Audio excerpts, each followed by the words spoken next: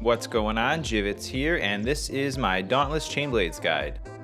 I'm going to include some general Chainblades information like basic moves and combos, as well as how to use them on the battlefield and build information.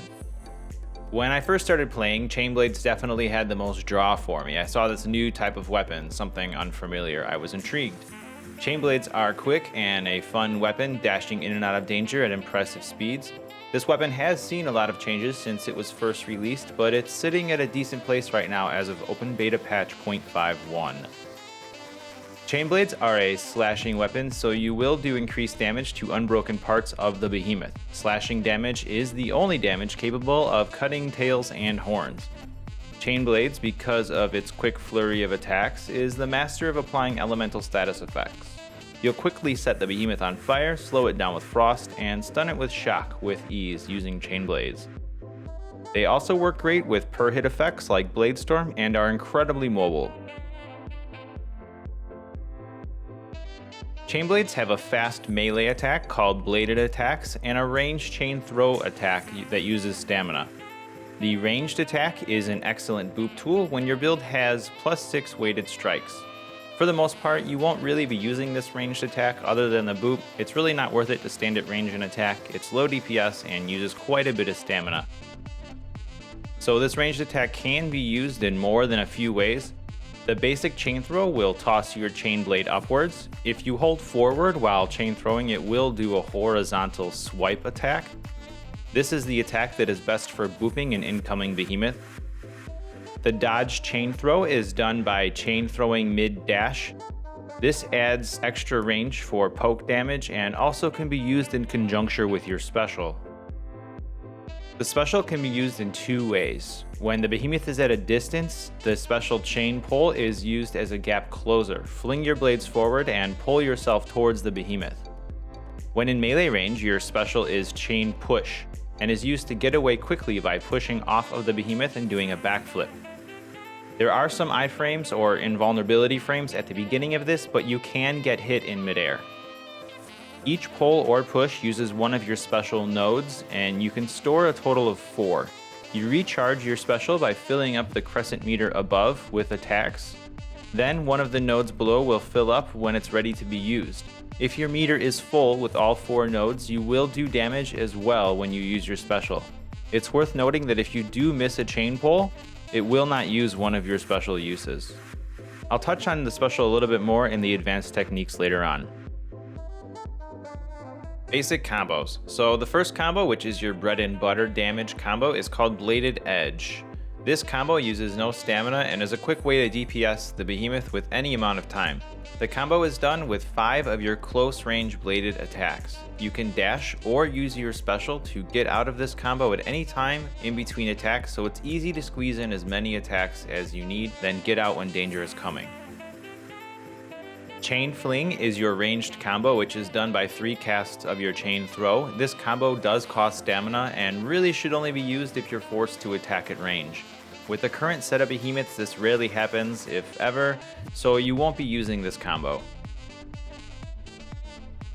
Swinging Blades is done by casting 2 melee bladed attacks, followed up with a ranged chain throw, and then an optional melee finisher.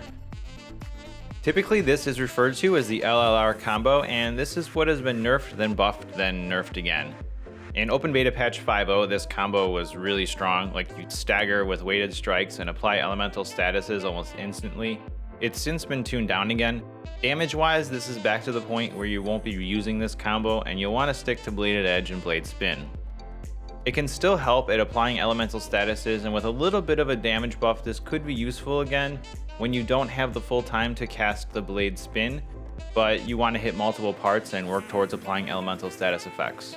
But for now, you'll pretty much just stay away from using this combo. The last and most iconic looking combo is called Blade Spin. This is done with 3 melee bladed edge attacks, and then you hold the ranged chain throw. You'll spin both blades around in a circle, hitting the behemoth more times than any other combo. This combo does consume a lot of stamina, and you'll want to make sure that you have enough time to cast the whole combo when using it. It's great at applying elemental statuses as well, so fit this in when you can. Booping. So interrupting a behemoth, or better known as booping, is an essential part of any fight in Dauntless. Chain blades, when used in a build with +6 weighted strikes, can boop with its ranged chain throw or chain fling attack. The best way to stagger an incoming behemoth is with your forward chain throw chain swipes. This is probably one of the easiest booping methods other than the war pike around, and is my go-to for behemoths like Embermane or Shrike when playing in public groups. I'd recommend, if you can, to always have a way to quickly switch to a build like this to be the designated booper. It really helps a lot in public groups. I'll link my chain blade boop utility build in the description below. Advanced techniques. So chain blades are incredibly mobile, and the dodge is in a better spot than before, so they can avoid damage with ease with some practice.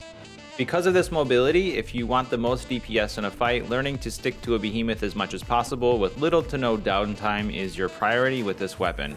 Learning the ins and outs of a behemoth is crucial with chain blades, but I guess that can really be said of any weapon. Before I begin, let me say, like I always do, that there is no right or wrong way to play Dauntless, and everything here is most relevant for the current open beta patch 5.1. Your best DPS currently for chain blades is going to be your bladed edge combo. It's also the safest combo and uses no stamina at all.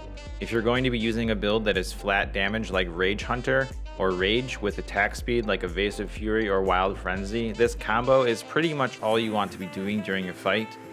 You'll get the most DPS out of it and stay safe. You can use Blade Spin, but it's only slightly more DPS, so you only want to use it if the behemoth is down or during a long pause.